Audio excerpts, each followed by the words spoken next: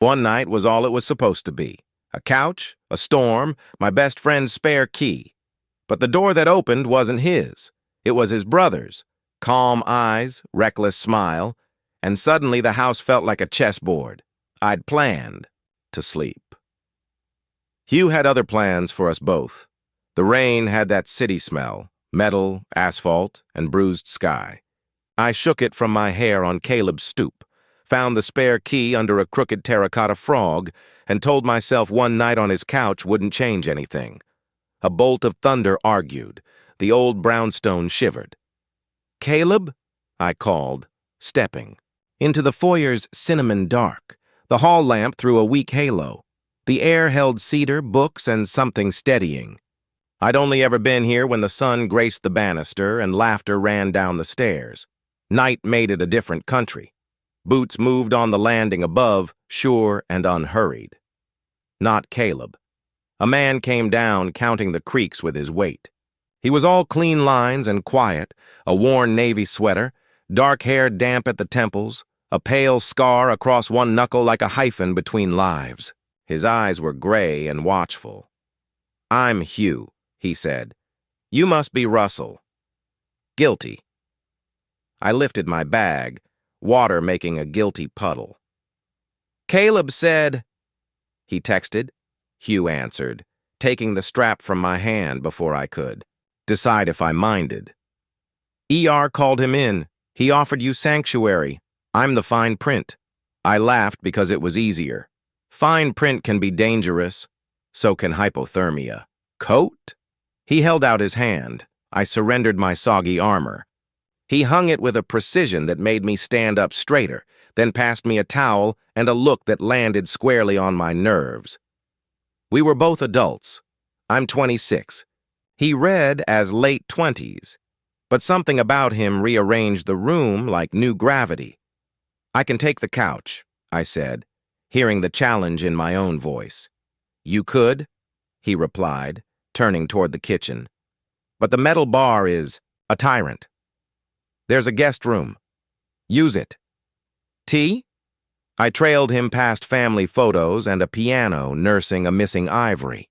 The kitchen glowed warm and practical. Knives, spices, a stack of medical journals, a bowl of lemons that didn't know it. It was raining. He set water to boil, moving like someone who made space for edges. "Earl Grey?" he asked. "Please. Anything but chamomile. Chamomile and I had a falling out in college." "Did it steal your debate partner?" His mouth tilted. Not quite. A smile. Worse. It made me cry in a waiting room. Noted. He opened a tin, releasing bergamot and something impossible to name. The storm raked a branch across the window. I failed quietly at pretending not to watch his hands. "Caleb. Talks about you," Hugh said, shaking leaves into the pot. "All lies." I leaned against the counter as if that could tame my pulse. "Statistically improbable," he said. "He said you're stubborn about your poems and kinder than you think. Also that you assemble IKEA like a surgeon. High praise from a real one." I nodded toward the journals. "How's it going out there?" He shrugged, eyes flicking stormward. "Too many nights, not enough nurses." We stood in a silence that held. The kettle began its low complaint. I studied the house's details, slightly crooked frames, an old quilt folded like a promise, the piano's lid scuffed where fingers had insisted on rhythm. "You play?" I asked. "Used to," he said, the words unsettled, as if they disturbed a room upstairs. Before I could pry, the lights hiccuped. The kettle's whistle climbed. We both looked up. "Old wiring," Hugh murmured. The room surrendered to dark in a single soft breath. Close enough to feel, he found my elbow. "Don't move," he said. "I've got you. I'm here." Darkness took the kitchen like a dare. I stood, breath pinned, with Hugh's hand finding my elbow as if the house had maps. Lightning made strangers of our faces. Then came a thud from upstairs, too deliberate for the storm, and his whisper against my ear. "Stay. The night isn't finished yet." The dark sewed the room shut, but Hugh threaded it open with his voice. "Candles are in the middle drawer," he said, palm steady at the bend of my arm, guiding me 2 steps left. His touch was a statement, not a question. Another thud sounded above us, measured and heavy. I wanted to laugh it off as the storm shaking loose another memory in the rafters. The house answered with a settling sigh. "Should we—" "Check," he finished, already pressing a box of matches into my hand. His breath warmed my cheek. "Stay behind me." We climbed. Candlelight ate the edges of the hallway, revealing frames like small altars along the wall. The 3rd step complained. The 7th demanded patience. Hugh knew which planks to trust. I followed the anchor of his shoulder, the flame describing a soft gold grammar around him. On the landing, the air shifted colder. Something glittered, where it shouldn't. A picture had fallen, face down, the glass a star field of fractures. Hugh crouched. The candle made a trembling halo of his hair. "It's just a frame," I said, ridiculous relief flooding me. He lifted it. 2 boys stared out from a summer that could still taste of lake water. Caleb younger, sunburned, victorious over a caught fish. Hugh taller, mouth tilted, eyes already carrying the argument of adulthood. The largest crack ran like a fault line through his smile. "Figures," he murmured. "You okay?" "Fine." He brushed a thumb along the photo's edge, and the hyphen scar on his knuckle caught the light. A bead of red welled new. Reflex overrode hesitation. I closed my hand over his. "Bathroom?" I asked. He nodded, and we made another. Small procession, candle, blood, our quiet, into a room smelling faintly of mint and starch. I found the first aid kit where you'd expect a surgeon's brother to keep it. Organized, labeled, excessive. "Hold still," I said, cleansing, wrapping, pretending steadiness while my heart rehearsed some desperate concerto. His skin was warm and ordinary. His eyes stayed on my mouth, then moved away, a kind of discipline. "Thanks," he said softly. "So, not a surgeon," I ventured. "The journals are Caleb's."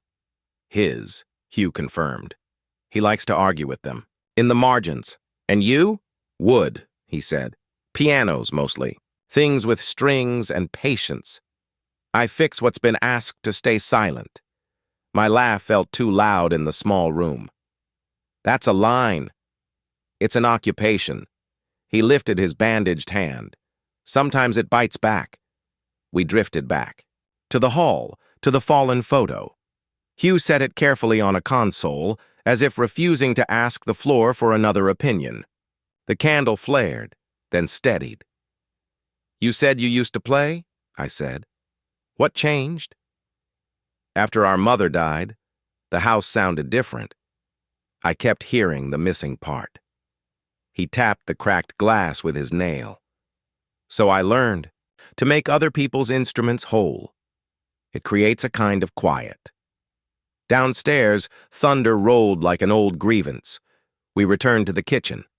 He found a second candle and lit it from the first, then set them apart, as if making 2 small suns for us to orbit. "Ask me something true," he said. "Why me?" I surprised myself. "Because you were ready to pretend you didn't need anything, and storms punish liars." His smile was brief, private. "Also, Caleb leaves out the important adjectives when he talks about you." "What adjectives?" "He didn't say your voice shakes when you talk about poems. He didn't say you hold doors with 2 hands like offering proof." The kettle cooled. Forgotten. I swallowed.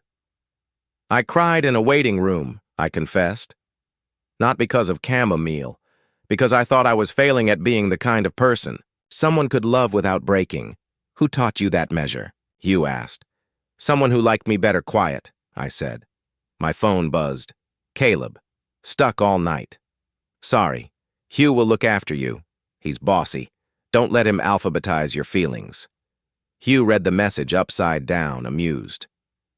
Guest rooms, this way, he said. We paused by the piano. He laid one finger on a key. Even unstruck, it hummed with stormlight. Promise. Russell, he said, turning. Careful or not? Not, I heard myself answer, as the dark leaned closer, listening. Not careful, he'd said. The storm agreed, rattling the windows as if to bless every reckless decision. Candles made cathedrals of our shadows. The piano held its breath. I thought I knew what plans meant. Then Hugh touched the one key. I'd keep hidden, and everything sounded different for good. What does not careful mean to you? Hugh asked, his voice low enough to be mistaken for the storm's undersong. It means no pretending, I said. No tidying myself into someone easier to like. He nodded as if I'd passed a test I didn't know he'd given. He sat at the piano and patted the bench beside him.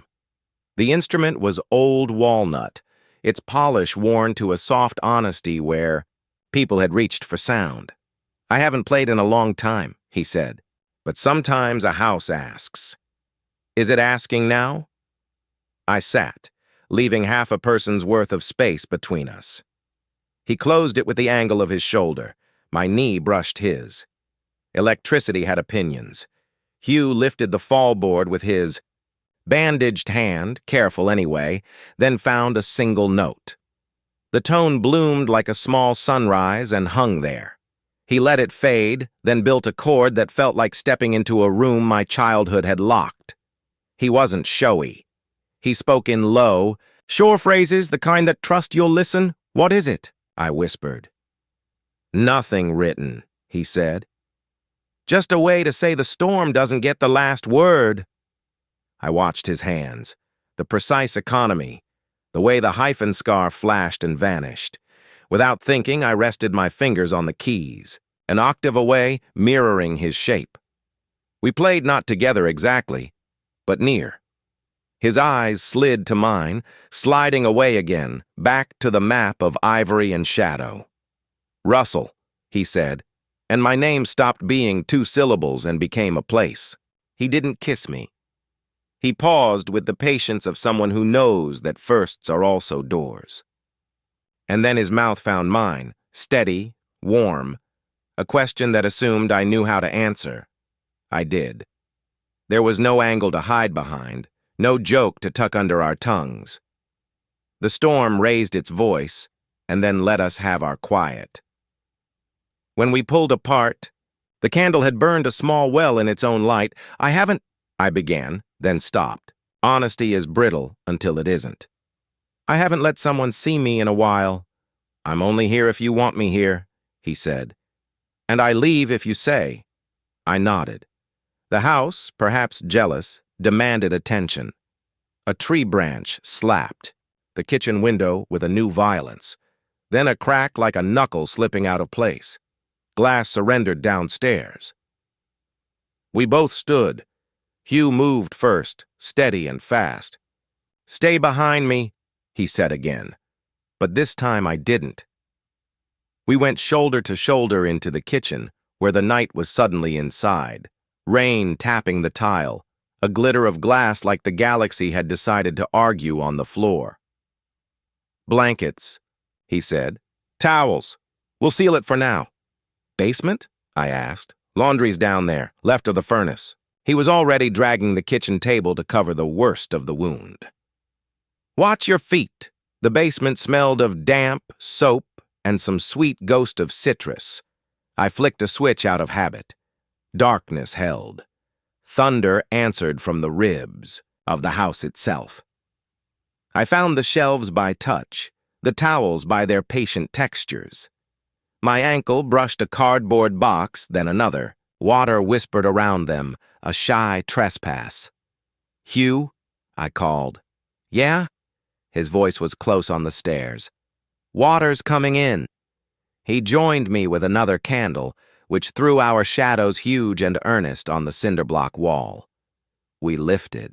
Boxes to higher ground, holiday lights, A jar labeled Screws, ambitious, a shoebox with Keep written in a slanted, decisive hand.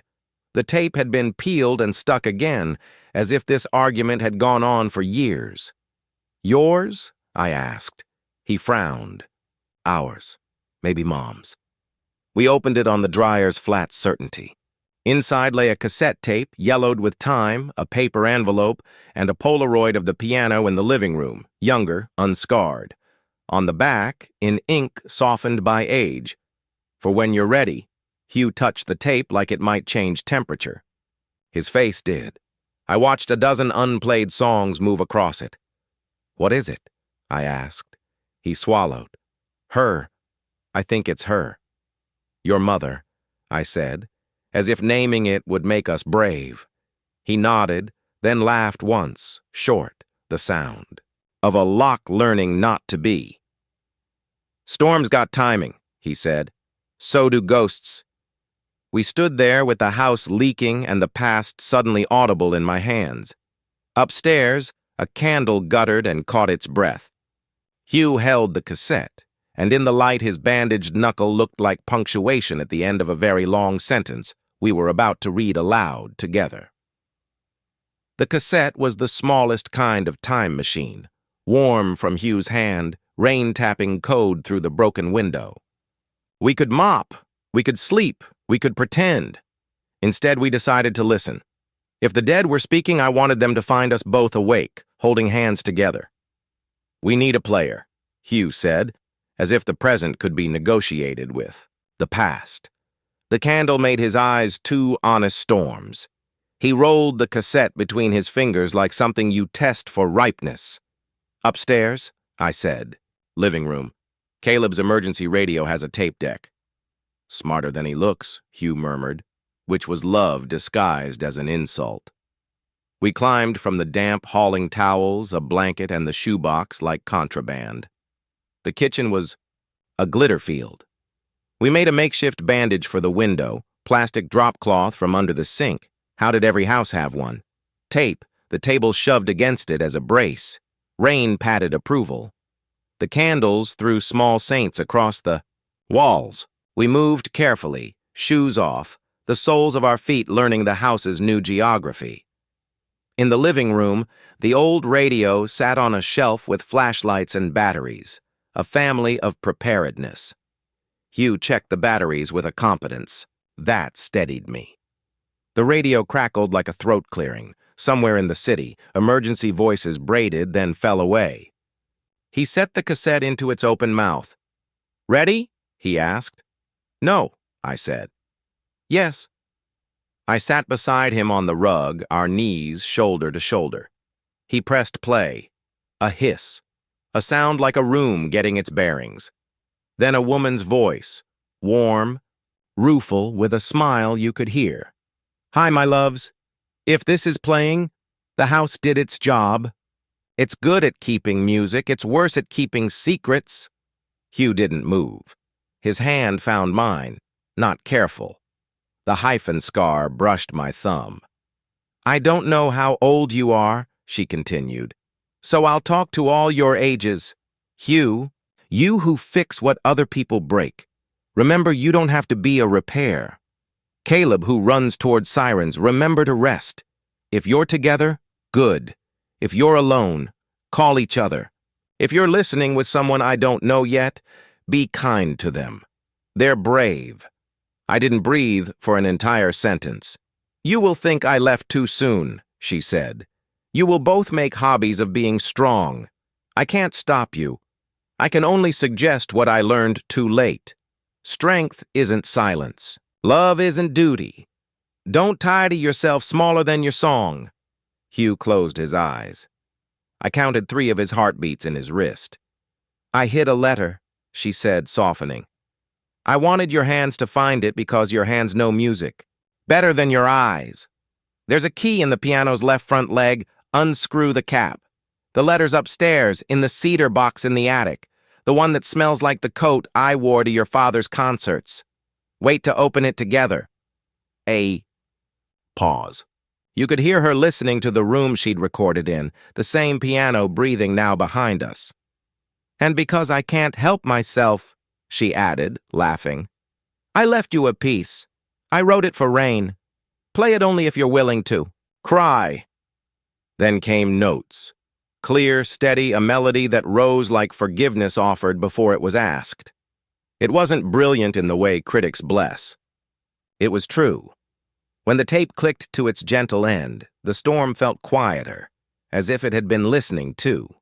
Hugh wiped his face with the heel of his good hand, embarrassed by tears he needn't apologize for. I kissed the place where his knuckle was bandaged. She's bossy, I said, voice untrustworthy. Runs in the family, he managed, half smile backlit by grief. Come on. We moved to the piano. He crouched by the left leg, candle on the floor, and unscrewed a small wooden cap I'd never noticed. Inside, a key tied with a faded blue ribbon, the metal warm from the belly of the instrument. The tag read June in careful block letters. June? I asked. Her favorite month, he said. The attic box is older than me. She called it June, like it was a person. Do we wait for Caleb? I asked, already knowing. For the letter, Hugh said. Yes. For the door the key fits? He met my eyes. We don't have to open it. We could just find it. Stay. Not careful. Not careful, I agreed. We climbed to the third floor where the hallway narrowed and the air grew old in a gentle way. At the end, the attic door blinked its single keyhole like a patient eye. The key turned with a sound that felt like a throat unlocking. The smell drifted out. Cedar, dust, and lilies. Do you smell that? I whispered. Hugh nodded. Far above, something shifted, light as a dress turning on a hanger. The candle flame leaned toward the dark, and together we stepped into the room that had been waiting. Attics pretend to be storage. Really, they're chapels.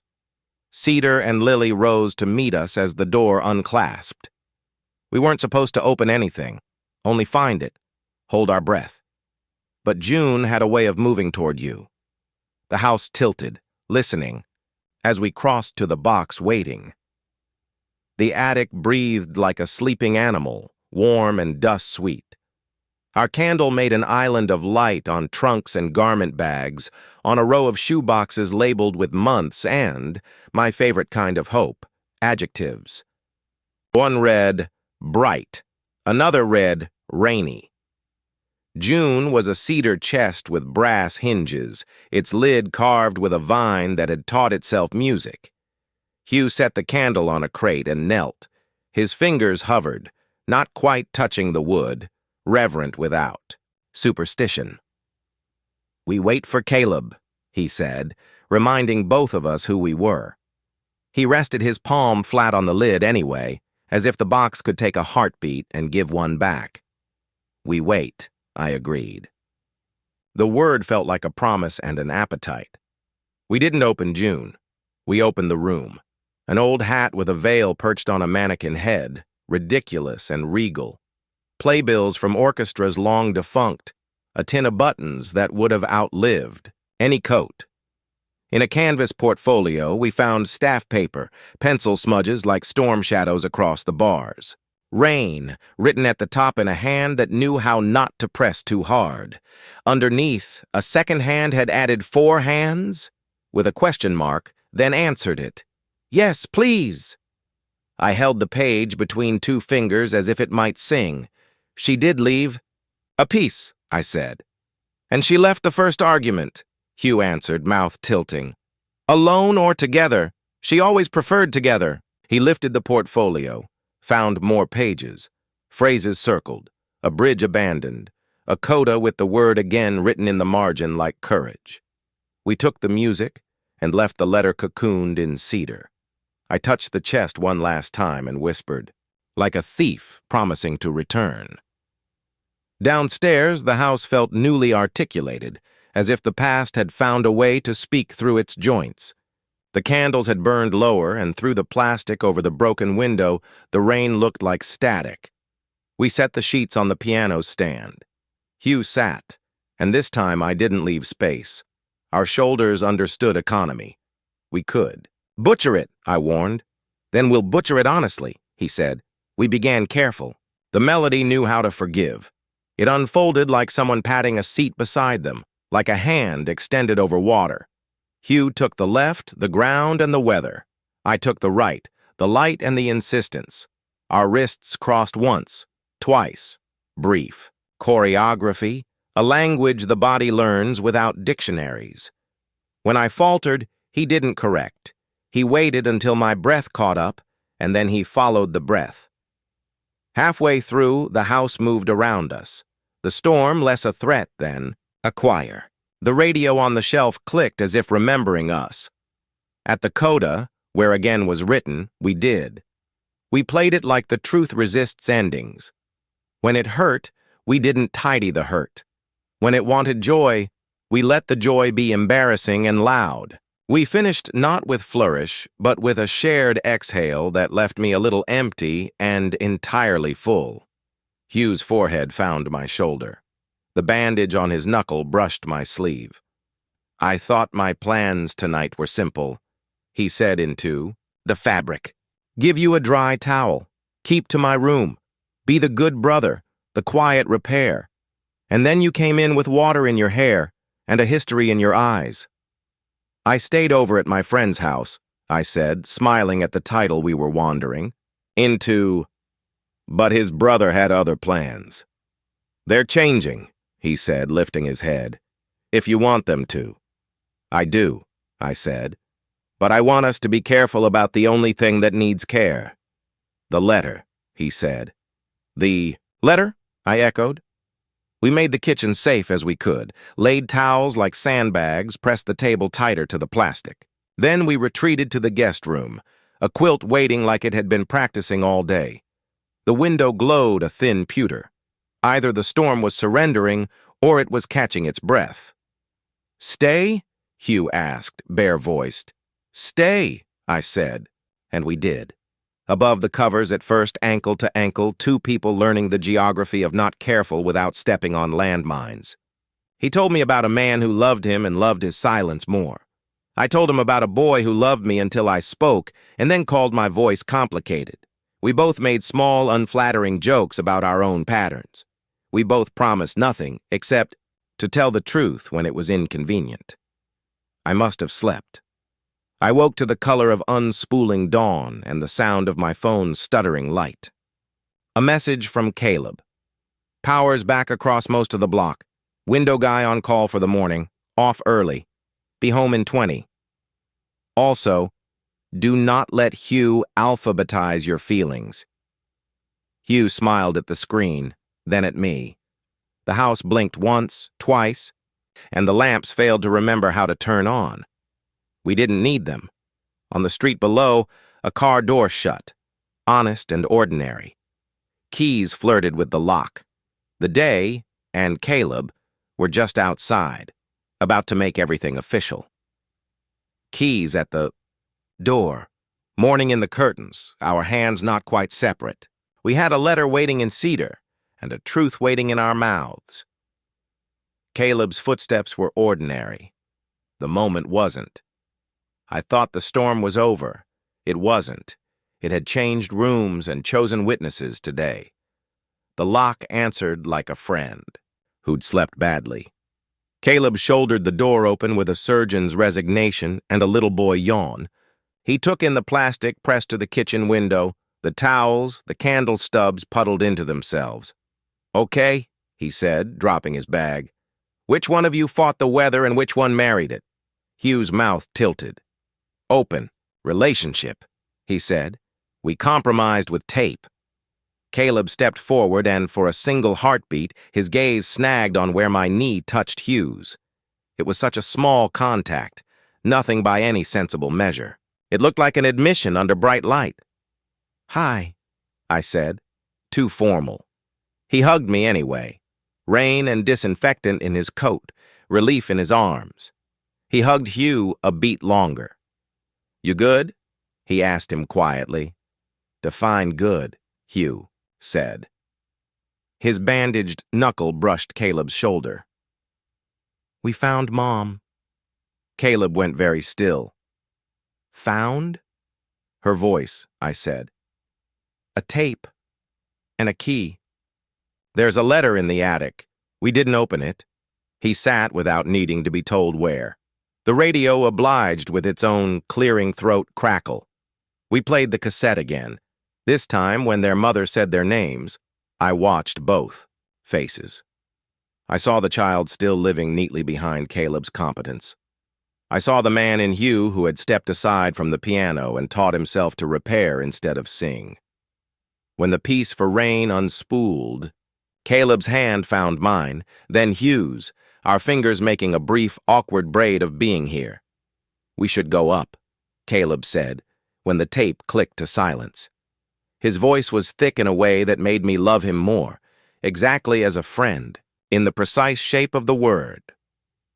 June was waiting. The attic smelled like before.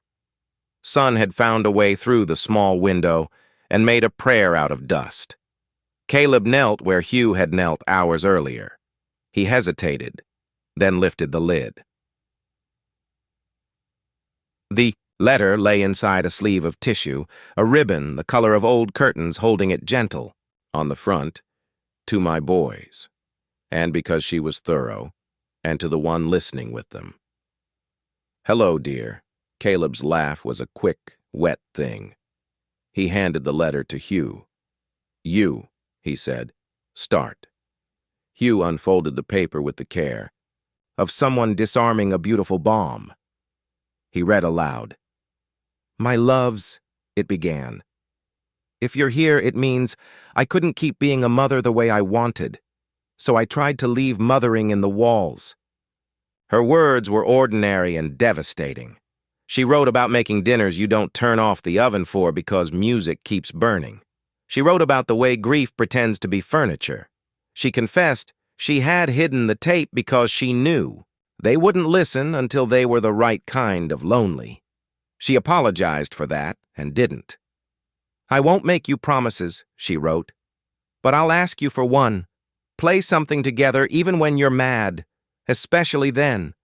Don't choose silence because it looks polite. Don't make yourself small to fit inside someone's patience. She had a line for me, held like a hand extended through time.